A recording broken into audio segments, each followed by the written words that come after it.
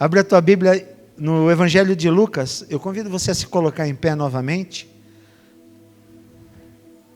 Lucas, capítulo de número 10, do verso 1 até o verso 8º. Lucas, capítulo 10, do verso 1 ao verso 8º. Depois disto, o Senhor designou outros 70, e os enviou de 2 em 2, para que o precedessem em cada cidade e lugar, aonde ele estava para ir. E lhes fez a seguinte advertência: a seara é grande, mas os trabalhadores são poucos. Rogai, pois, ao Senhor da seara que mande trabalhadores para a sua seara. Ide, eis que eu vos envio como cordeiro para o meio de lobos. Não leveis bolsa, nem alforge, nem sandália, a ninguém saudeis pelo caminho. Ao entrardes numa casa, dizei antes de tudo: paz seja nessa casa. Se houver ali um filho da paz, repousará sobre ele a vossa paz. Se não houver, ela voltará sobre vós. Permanecei na mesma casa, comendo e bebendo do que eles tiverem, porque digno é o trabalhador do seu salário. Não andeis a mudar de casa em casa. Quando entrardes numa cidade e ali vos receberem, comei do que vos for oferecido. Amém? Amém. Pode sentar, irmãos. Eu quero que você deixe a tua Bíblia aberta nesse texto, porque hoje a gente vai fazer um sermão chamado estilo expositivo. Nós vamos analisar versículo por versículo desse texto. Amém? Meus irmãos, eu ouvi um pastor falando, e eu concordo com ele, de que falta somente uma coisa acontecer para que a igreja seja arrebatada. Porque se nós formos olhar para o mundo do jeito que está, todos os sinais marcados na Bíblia já aconteceram e estão acontecendo. Terremotos, problema da natureza, seja terremotos, furacões, o que for, violência, pais contra os filhos, assassinatos, adultério, o coração do povo sendo ingrato. Todos os sinais já aconteceram. Só falta acontecer uma coisa para que a igreja do Senhor Jesus Cristo seja arrebatada: o evangelho ser pregado a toda criatura.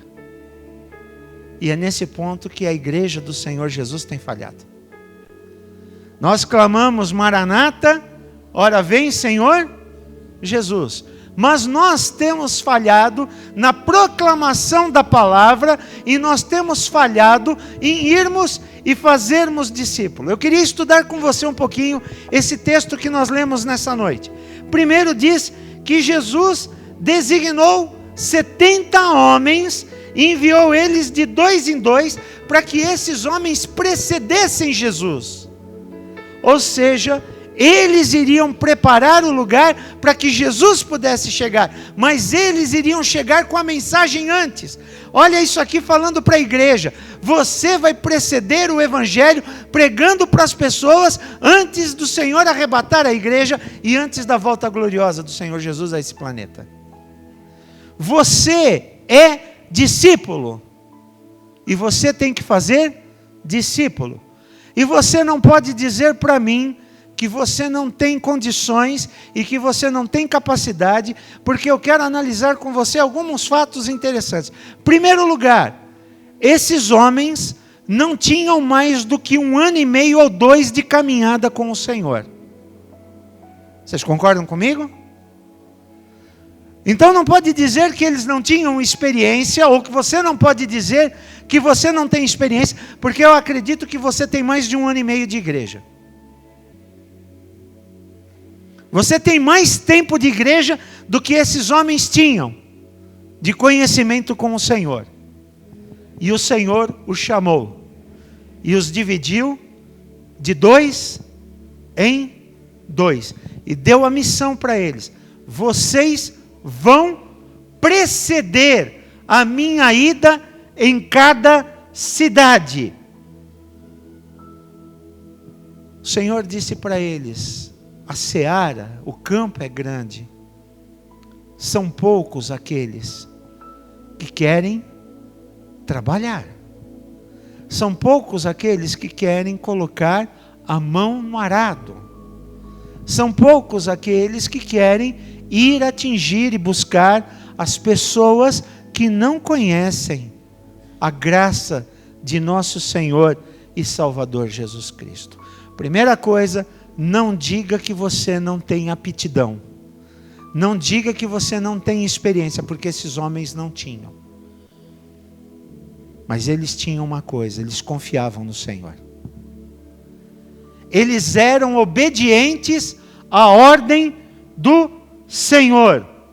E o Senhor continua o texto dizendo: olha, o padrão do reino, o tipo do reino é diferente do tipo do mundo. Eu vos envio como cordeiro no meio de lobos. Vocês vão como cordeiro no meio de lobos. Ou seja, vocês vão enfrentar dificuldades.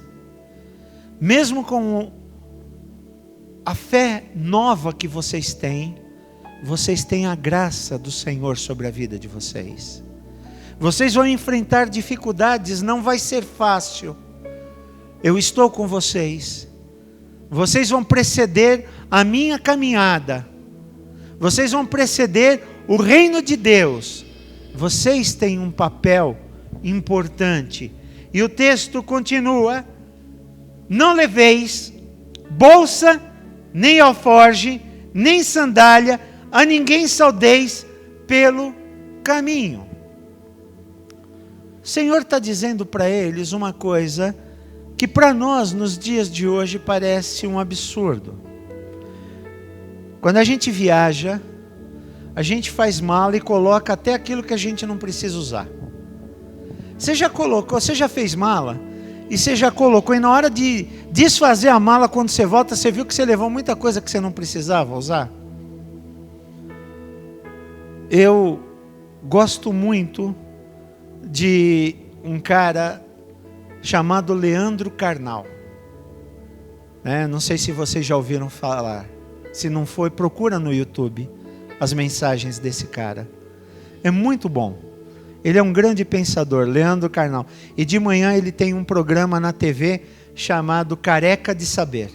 Porque ele é careca, então montaram um programa chamado Careca de Saber. E ele fala de filosofia, sociologia. Ele é professor da USP em São Paulo. Eu gosto muito de ouvir ouvir as falas e ler os escritos dele, né? E ele dizia o seguinte: a diferença entre uma pessoa jovem e uma pessoa idosa. Ele diz que jovem, quando sai para viajar, ele coloca tudo dentro da mala. O jovem, ele faz uma mala, porque ele começa a pensar: mas se fizer frio eu tenho essa roupa, se fizer calor eu tenho essa, eu preciso de um boné, eu preciso disso, eu preciso daquilo. E ele diz que a pessoa mais idosa, o que mais ocupa espaço na mala é o guarda-chuva, que jovem nunca vai levar numa viagem, e a bolsa de remédio. Porque a gente vai lembrar de remédio para tudo. Mas ele diz: quanto mais a gente vai ganhando experiência, a gente vai levando muito menos bagagem. Porque a gente aprende a viver com pouco. E a gente sabe combinar as coisas que dão jeito. A última viagem eu levei uma mochila. Acabou aquele negócio de levar 3, 4 calças, usa só bermuda e não usa calça nenhuma. Vai um chinelo na ida e na volta. E assim, Jesus falou para aqueles homens: vocês não vão levar nada que possa tirar a atenção de vocês do primordial da missão, que é a proclamação do Evangelho. Vocês não vão levar mochila, alforge, vocês não vão levar comida, vocês vão viver na dependência da graça de Deus, e vocês não vão parar para saudar ninguém pelo caminho, para não se distrair. O que esse texto nos ensina é que Deus nos dá objetivos. E nós não podemos nos distrair com aquilo que é secundário. O objetivo é uma cidade, não distraia com quem está pelo caminho. Quem está pelo caminho vai ser alvo de outro, não seu. Deu para entender o que eu estou querendo passar para vocês? Muitas vezes nós nos distraímos e nós perdemos de vista o que é principal. Mas uma coisa que esse texto me ensina, que nós como crentes precisamos aprender, são relacionamentos. Primeiro, Jesus não mandou ninguém ir sozinho. Jesus mandou que eles fossem de 2 em 2. Nós precisamos, no mundo egoísta de hoje, no mundo individualista de hoje, nós precisamos cultivar relacionamentos. Isso é importante. Talvez você não leve jeito para evangelizar uma pessoa, mas se você tiver dentro da igreja uma pessoa do seu relacionamento, você pode chegar para ela e dizer: meu irmão, minha irmã, eu gostaria de ir na casa de uma pessoa, mas eu não levo jeito. Você pode ir comigo e você fala. Eu quero aprender com você. Será que nós não podemos fazer isso? São relacionamentos. A palavra de Deus diz que é melhor serem 2 do que 1, por quê? Caindo um, o outro ajuda a levantar. Veja, é relacionamento. Nós não somos a igreja do eu sozinho. Nós somos a igreja de relacionamentos. O Senhor nos ensina a nos relacionarmos. Nós não somos uma ilha. Meus irmãos, aprendam isso. Quais são os teus relacionamentos dentro da igreja? Com quem você pode contar se você precisar para te ajudar a discipular alguém? Não estou dizendo com quem você pode contar se você precisar numa necessidade. Eu estou perguntando com quem você pode contar se você precisar discipular alguém. Com quem você tem travado esse relacionamento para que isso possa acontecer? Mas o texto ele continua dizendo que quando entrardes numa casa, dizei: paz seja nessa casa. Eu quero dizer para você que relacionamentos fazem com que nós sejamos portadores da paz de Deus. Nós somos portadores do shalom de Deus para casas que estão em guerra, para famílias que estão destruídas, para lares que estão guerreando uns com os outros. E nós temos como igreja que sermos portadores dessa paz. E é interessante que ele continua: e se houver ali um filho da paz, veja, ele não está dizendo se tiver ali um crente. Nós não sabemos quem vai aceitar, quem não vai aceitar. É a parábola do semeador. O semeador saiu a semear e semeou. Você não sabe qual é a semente que vai cair em boa terra. Foi falado ontem isso. Meu irmão, o texto está dizendo: você não sabe quem é filho da paz. Você sabe? Não.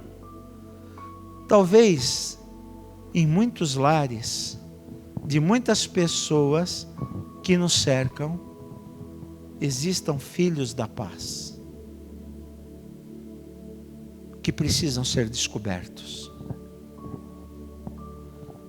O texto fala que quando entrardes numa casa, saudeis: paz seja sobre essa casa. E se nessa casa houver um filho da paz, a paz estará sobre eles. A Igreja do Evangelho Quadrangular lançou uma campanha de 2 meses, baseados nesse versículo, em que os grupos familiares estão fazendo um trabalho chamado Filho da Paz, em que eles estão indo nas casas pregar o Evangelho justamente em busca dos filhos da paz, desses que aceitam a paz do Senhor dentro do lar, desses que querem ser discipulados. Meu irmão, talvez você diga: eu não tenho tempo. Ontem eu fiquei com vergonha ao ouvir o testemunho do pastor da igreja do Evangelho Quadrangular.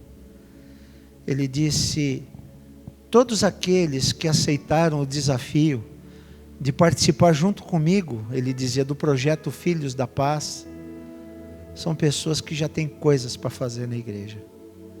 Tem os cultos, tem as células, tem o louvor, e ele diz, e se não bastasse isso, nesses últimos 4 meses, as nossas mensagens terminam com uma encenação teatral. O pastor dá a mensagem antes para o grupo de teatro e eles preparam o teatro para finalizar a mensagem. Ele disse, tem gente saindo da igreja de domingo à meia-noite, porque depois que acaba o culto ainda fica das 10 à meia-noite ensaiando para o próximo domingo. E ele estava contando, em 2 meses, a igreja dele recebeu 250 pessoas novas. Filhos da paz. Filhos da paz.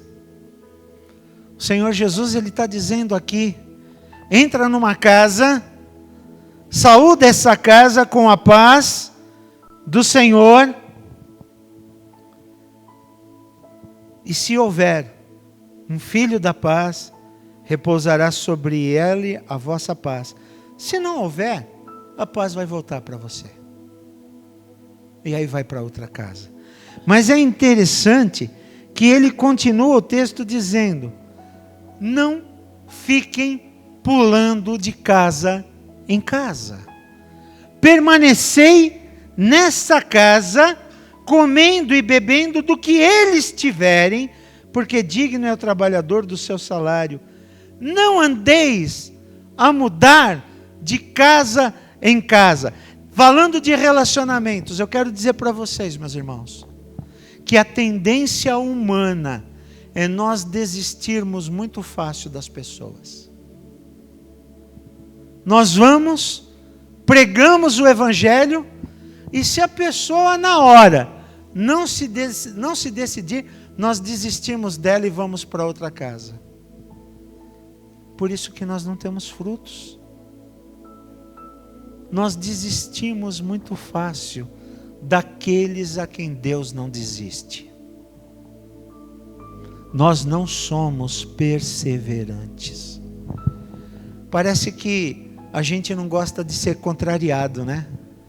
A gente fala, a pessoa não quis ouvir, não aceitou na primeira vez. Mas será que ela entendeu? Será que a mensagem que você pregou foi clara? Será que a mensagem que você falou era o que ela precisava naquele dia e naquela hora? Eu já contei aqui esse exemplo, diz que na fachada de uma igreja, do lado de fora, no muro, estava escrito com letras garrafais, Cristo é a resposta. E aí um bando de pichador passou e escreveu embaixo, mas qual é a pergunta? Qual é a pergunta? Será que muitas vezes nós não estamos dando respostas que o mundo e as pessoas não têm feito para nós? Será que as pessoas não têm necessidades e nós estamos dando respostas que não atendam aos anseios delas? Será que as pessoas não estão precisando de relacionamentos de amizade para depois elas aceitarem? Eu vou dizer uma coisa para você, o estágio de conversão, ele acontece em 3 momentos. Presta atenção aqui, entenda isso. O estágio de conversão, ele acontece em 3 momentos. Primeiro, a pessoa que você está evangelizando, ela se converte a você. Ô pastor, que blasfêmia é essa? A pessoa se converte a Cristo. Não, a pessoa se converte a você. Porque se ela não abrir o coração para ouvir você, a mensagem não vai penetrar no coração dela. Primeira coisa, a pessoa se converte a você. Você tem que ganhar o coração daquela pessoa. Você tem que ser amigo. Você tem que mostrar que você está presente. Jesus disse: vocês vão comer do que for colocado na mesa. Você vai ser um igual. Você ganhou o coração daquela pessoa, né? Eu estou vendo o dia que eu vou ter que sentar na mesa de um goiano e comer piqui. Mas vou fazer isso por amor de Cristo. Se precisar, né? Se precisar, eu vou ter que fazer. Quem disse que não? Até hoje Deus me poupou disso. Mas se precisar para ganhar, se eu tiver que ganhar o coração de alguém comendo piqui, eu vou comer piqui, nem que tenha que encher a boca de espinho. Mas vou fazer isso. O Senhor disse: olha, você vai sentar na mesa e você vai comer. A primeira conversão da pessoa, quem é? Ela se converte a você. A segunda conversão da pessoa, ela se converte à igreja. Porque se ela não encontrar aqui um lugar onde ela possa descansar e confiar, ela não fica. E aí sim, convertida a você, convertida à igreja, ela aceita Jesus como Salvador. Vocês perceberam? É dessa maneira. Muitas vezes, a pessoa não se converteu a você, não se converteu à igreja, mas pela graça de Deus ela aceitou Jesus. O Senhor coloca ela numa outra igreja, em que pessoas acolham ela e ela se sinta bem. Por isso que vem a pergunta: por que muita gente passa pela igreja e não permanece? A pessoa não se converteu às pessoas. Seja amigo. Não faça distinção. É o que o Senhor Jesus está dizendo no texto. Senta na mesa e come o que colocar. Seja um. Viram como tudo passa pelo relacionamento? Eu já contei para vocês esse exemplo aqui. Eu era seminarista e fui para o interior pela primeira vez. Interior de São Paulo. Um frio, mês de julho, férias de seminário, eu fui fazer estágio. Igreja de Oswaldo Cruz, interior de São Paulo, região cafeeira de São Paulo. E eu fiquei em Oswaldo Cruz, Tupi Paulista e Adamantina. Peguei as 3 cidades para fazer. E a senhorinha, tinha um pessoal da mocidade de Adamantina: pastor, nós vamos na... Pastor não, seminarista. Nós vamos na casa de uma irmãzinha que faz muito tempo que a gente está querendo evangelizar. E nós avisamos ela lá no sítio que ia a seminarista de São Paulo para lá, ela está esperando a mocidade de todos vocês. E realmente ela estava esperando com o que ela tinha de melhor. Ela havia ido na cidade e comprado uma lata de Toddy. Só que ela não tinha leite. E o que ela fez? Para agradar, ela pegou, colocou o Toddy no coador de café e passou água quente. Estou imaginando, né? E colocou quase meio quilo de açúcar cristal.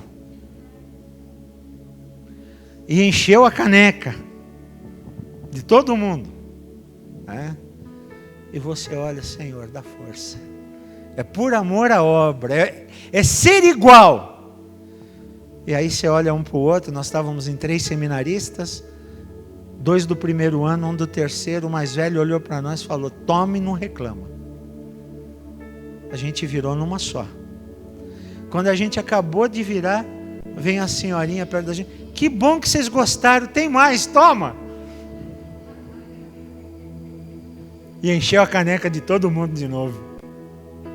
Depois que nós saímos lá de Adamantina, eu fiquei sabendo pela mocidade de lá que aquela senhorinha disse que ela nunca se sentiu tão especial em poder ter tratado de seminaristas, ou como ela disse, de obreiros do Senhor. Aquela irmã foi para a igreja e morreu na fé em Jesus Cristo. Sejam igual. Sejam igual. Quantos apuros eu e a Dora passamos nessa caminhada de ministério. Coisas que você muitas vezes não está acostumado a comer. Nunca me esqueço de uma irmãzinha que começou a frequentar a igreja da Coab, Dona Gilda. Dona Gilda morava na favela do lado da igreja. Para você ter uma ideia, o esgoto de todo o bairro passava no meio da cozinha da Dona Gilda. Sabe aqueles barracos que são construídos em cima de esgotos a céu aberto? Primeira vez que nós fomos visitar a Dona Gilda, ela veio com aquele copo de massa de tomate, ainda com o rótulo, e me desculpe, irmãos, com massa de tomate ainda dentro, e colocando café para todo mundo da igreja. E eu olhava para as irmãs e dizia: vamos lá. Dona Gilda foi para a igreja, levou todos os filhos, o marido, que era alcoólatra, se converteu ao Senhor Jesus, e ela pôde ter a graça de ver a família toda na igreja. Sabe, é isso que é gratificante. É isso que faz a diferença no Evangelho de nosso Senhor e Salvador Jesus Cristo. Permaneçam na mesma casa, comendo e bebendo do que eles tiverem, porque digno é o trabalhador do seu salário. Não andeis a mudar de casa em casa. Nós estamos atirando para todos os lados e não estamos acertando em ninguém. Nós estamos chegando no final do ano. Eu queria que nesse próximo ano, ou agora, daqui para frente, você elegesse uma casa como alvo seu, para levar as boas novas. Que você elegesse uma casa para você levar a paz, para que você pudesse ver se nessa casa tem um filho da paz. Como eu disse, há tantos filhos da paz perdidos na nossa cidade, que nós não sabemos quem são, mas que são preciosos aos olhos do Senhor e que precisam ser resgatados. Vamos ser esses que vão levar a paz? Vamos ser estes que vão buscar os filhos da paz para que possam estar junto conosco? Você pode dizer um amém? Amém. Que Deus nos abençoe. Amém.